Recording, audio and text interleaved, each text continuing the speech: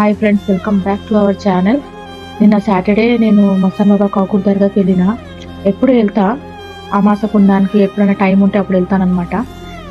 అక్కడ వెళ్ళినాక ఒక చిన్న 8-10 ఇయర్స్ పాప అసలు పూనకంతో ఊగుతుంది. చాలా బాధగా. నేను చిన్నప్పుడు నేను చూస్తున్నా, ఎంతో మంది చూస్తున్నా, కానీ ఆ చిన్న పాపను చూసి చాలా బాధ అనిపించింది. మీ ఇంట్లో ఎవరికైనా ఇట్లాంటి ప్రాబ్లం, ఏమైనా చేతబడి గాలి సోకిందా, ఏమన్నా మీకు ఇట్లా డౌట్ ఉంటే ఈ దర్గాకి వెళ్ళండి. ఒక్క పైసా కాదు, దర్శనం తప్పిస్తే.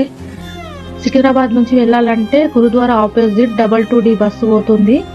ఒకవేళ 2 వీలర్ పోవాలంటే మౌలాలి నుంచి హౌసింగ్ బోర్డు అక్కడ నుంచి వెళ్తారు.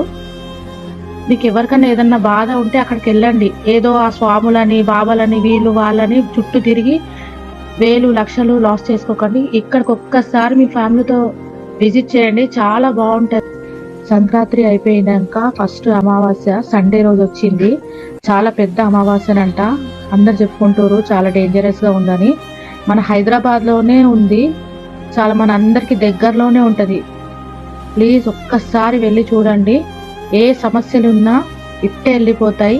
నా వీడియో ఎవరెవరైతే చూస్తురో ప్లీజ్ దయచేసి మీ ఎవరికైనా ప్రాబ్లం ఉంటే అక్కడికి వెళ్ళండి. Like, share, subscribe my channel.